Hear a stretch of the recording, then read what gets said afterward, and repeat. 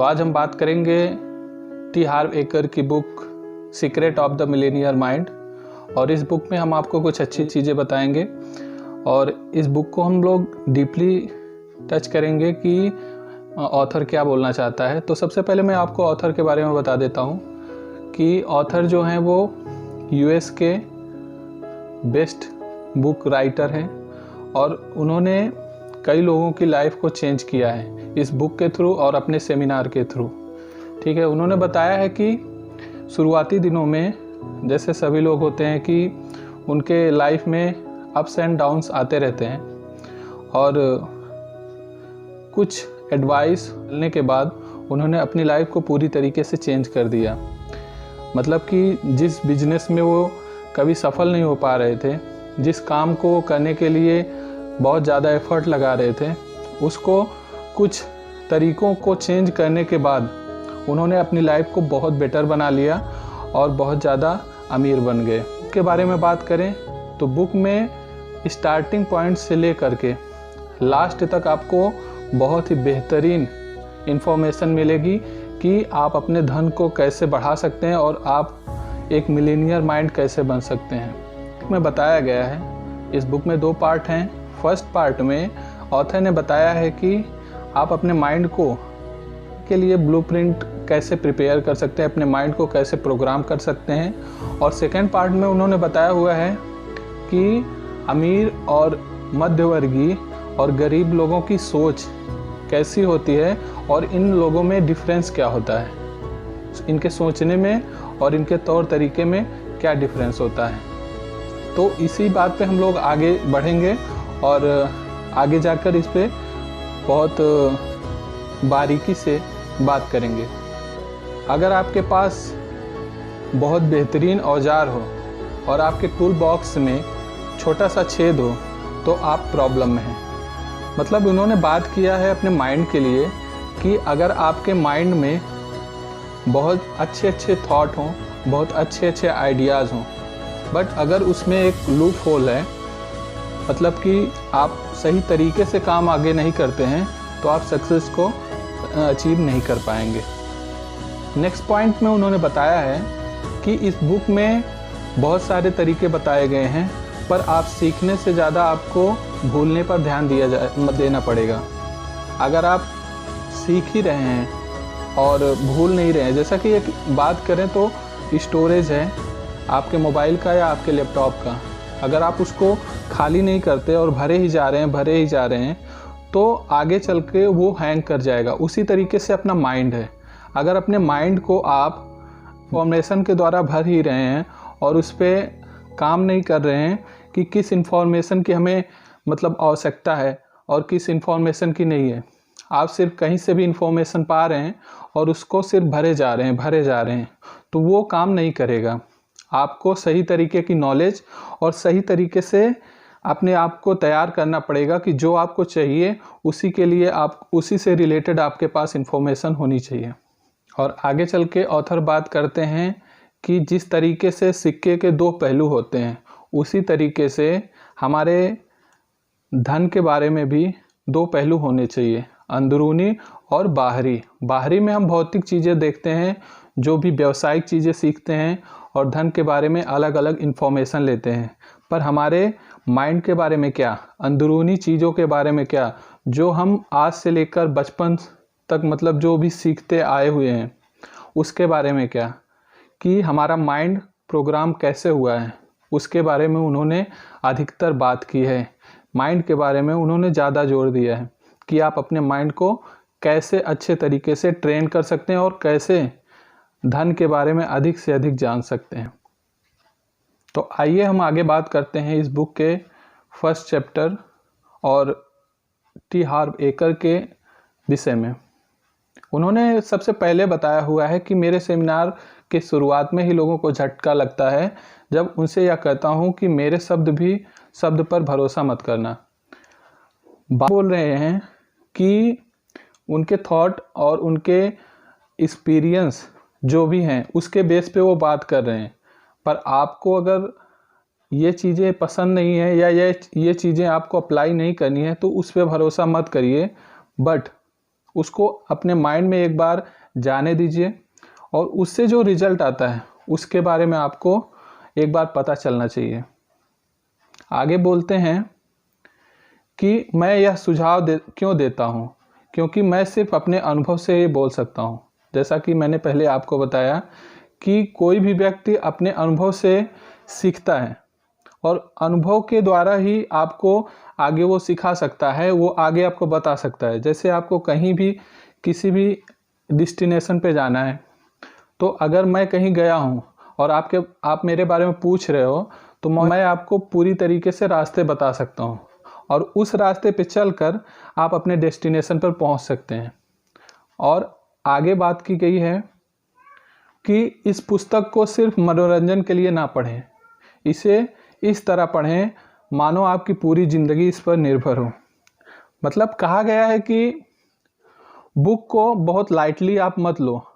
अगर आप अपने लाइफ के बारे में, अपने फ्यूचर के बारे में थोड़ा सा सीरियस हैं, थोड़ा सा ध्यान देने वाले हैं, तो अगर आप इस बुक के बारे में सुन रहे हैं या पढ़ रहे हैं तो थोड़ा सा मतलब ध्यान देकर सुनिएगा और ध्यान देकर पढ़ना है, तभी आप आगे जाकर के इसके फ़ायदे के बारे में अच्छी तरीके से जान पाओगे। तो आगे बात की जा रही है कि इस मामले में मैं पूर्व का शिकार हो चुका हूँ। मतलब कि इस मामले में पहले उन्होंने ये समझ लिया है और जान लिया है, ठीक है। उनका मानना है कि धन के मामले में यह आपके द्वारा पढ़ी गई सबसे महत्वपूर्ण पुस्तक हो सकती है। अगर धन के बारे में आप कोई बुक पढ़ रहे हैं या पढ़ चुके हैं, तो उनका ये मानना है कि ये आपके लिए सबसे बेहतरीन पुस्तक हो सकती है, सबसे बेस्ट बुक हो सकती है। वैसे तो मेरे लिए ये सबसे बेहतरीन बुक है पैसे के बारे में, जितना डिटेल में इन्होंने बताया हुआ है। पर आपको एक बार ट्राई ज़रूर करना चाहिए। उन्होंने फिर अपने बारे में ही बोला है कि अगर मैं इस बुक की और तारीफ़ करता हूँ तो ये बहुत ज़्यादा बड़बोलापन लगेगा, बट लेट्स ट्राई एंड सी कि उन्होंने आखिरकार इतना ज़्यादा क्या बताया है और इतना नॉलेज किस बेस पे दिया है कि उनका ये मानना है कि ये बुक आपके लाइफ की सबसे बेस्ट बुक हो सकती है। यह पुस्तक सफलता की आपकी इच्छा और उसकी प्राप्ति के बीच की खोई हुई कड़ी के बारे में बताती है। सफलता और उसकी मतलब इच्छा दोनों के बीच की कड़ी, मतलब कि ये बहुत महत्वपूर्ण चीज़ है जिसके बेस पे आपकी इच्छा से पैदा हुई मतलब जो डिज़ायर है उससे संबंधित जितने भी सपने हैं उसके बीच की ये कड़ी है। तो आपको बहुत ज़्यादा लाभ होने वाला है। जैसा शायद आप अब तक की ज़िंदगी में जान चुके होंगे कि इच्छा और उपलब्धि के बीच बहुत बड़ा फासला होता है। जैसे कि लोगों की इच्छा होती है कि मैं ये कर जाऊंगा और ये बड़ा अचीवमेंट मतलब पा जाऊंगा, किसी चीज़ को आगे जाकर बोलते हैं कि 5 साल 4 साल में मैं ये कर लूँगा, वो उनकी इच्छा होती है। पर क्या वो चीज़ वो मतलब अचीव कर पाते हैं? ऐसा बिल्कुल नहीं होता। उन दोनों में बहुत बड़ा फ़र्क होता है। शायद आप बोल सकते हैं कि ये एक सपने जैसा है कि वो सिर्फ सपने देखते हैं पर वो हकीकत में कभी बदल नहीं पाता है, मतलब हकीकत कभी नहीं हो पाता है। और आगे बात करते हैं। बेशक आपने दूसरी पुस्तकें पढ़ी होंगी, सीडी या टेप्स सुने होंगे, कई कोर्सों में गए होंगे और रियल एस्टेट और शेयर बाज़ार या बिजनेस क्षेत्र में अमीर बनने की ढेर सारी तकनीकें सीखी होंगी, लेकिन क्या हुआ? वीडियो में, यूट्यूब पर और कहीं ना कहीं से पैसे के बारे में और धन के बारे में बहुत कुछ सीखते हैं, पर वो असल ज़िंदगी में कभी उसको ना अप्लाई करते हैं, ना वो पूरी तरीके से उस पर काम कर पाते हैं। कि जैसे एक चीज़ सीख लिया और उस पर काम करना, ये दोनों बहुत अलग बातें हैं। अगर आप सीख रहे हो तो आपको एक बार तो कम से कम ट्राई करना चाहिए। उनमें से तो बस थोड़े समय के लिए ऊर्जा की एक लहर आई और इसके बाद वे जल्दी पुरानी स्थिति में लौट आते हैं। मतलब कि आप एक बार कुछ चीज़ों से मोटिवेट होते हैं, कुछ चीज़ों से एक बार आपका जो आत्मविश्वास है वो बढ़ जाता है, पर कुछ टाइम बाद, कुछ सेकंड बाद या कुछ दिनों बाद वो फिर से बैक टू नॉर्मल लाइफ हो जाता है। आखिरकार एक जवाब मिल गया, यह सरल है, यह नियम है और आप इसे गलत साबित नहीं कर सकते। असल बात यह है, अगर आपके अवचेतन मन का वित्तीय ब्लूप्रिंट सफलता पाने के लिए निर्धारित सेट नहीं है, तो आप चाहे जितना सीख लें, चाहे जितना जान लें, चाहे जो कर लें, किसी भी चीज़ से ज़्यादा फर्क नहीं पड़ता है। मतलब कि आपके माइंड में अगर धन का सही ब्लूप्रिंट नहीं बना हुआ है तो आप कुछ भी सीख लीजिए, कुछ भी जान लीजिए, पर इससे कोई फर्क नहीं पड़ता है। ठीक है।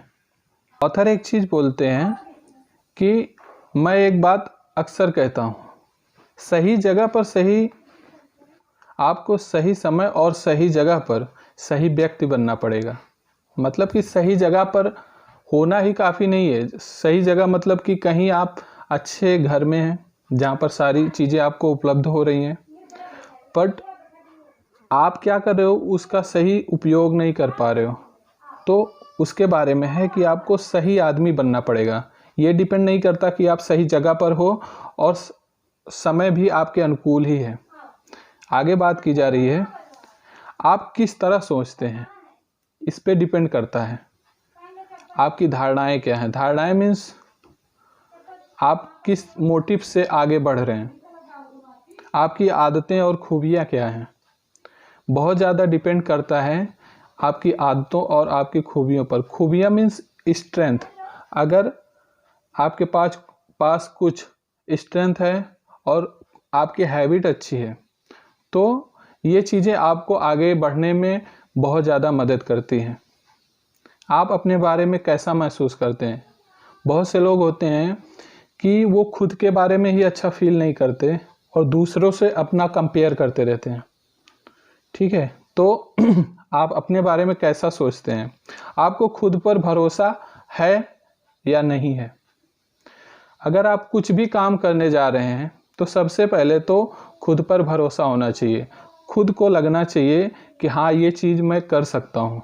अगर आपके अंदर खुद में ही आत्मविश्वास और खुद पर ही भरोसा नहीं है तो आप बहुत दिनों तक या कुछ दिनों तक भी आगे मतलब कंटिन्यू नहीं रह सकते हैं। दूसरों के साथ आपके संबंध कैसे हैं। अक्सर लोगों के साथ अच्छे संबंध बनाना ये एक बहुत ही मतलब अपने आप में अच्छी कह सकते हैं कला है कि आपका संबंध किसी और व्यक्ति से बन जाए और उसके संपर्क में आने से आपके बहुत सारे काम भी इजी तरीके से हो जाते हैं। क्या आप वाकई महसूस करते हैं कि आप दौलत के हकदार हैं या काबिल हैं। क्या आपको लगता है कि आप उस चीज़ के हकदार हैं जिसको किसी इंसान ने अचीव किया है और आप उसको देखकर ये सोचते हैं कि ये मुझे भी मिलना चाहिए। नेक्स्ट स्टेप में उन्होंने बात किया है कि क्या डर, चिंता, असुविधा, परेशानी के बावजूद आप कितना काम कर सकते हैं। अगर आप डर रहे हैं किसी काम को करने के लिए, आपको उस काम को करने में परेशानी आ रही है, डिफ़िकल्टी है, तो क्या इसके बावजूद भी आप उस काम को कंटिन्यू कर सकते हैं। क्या आप मूड ना होने पर भी काम कर सकते हैं।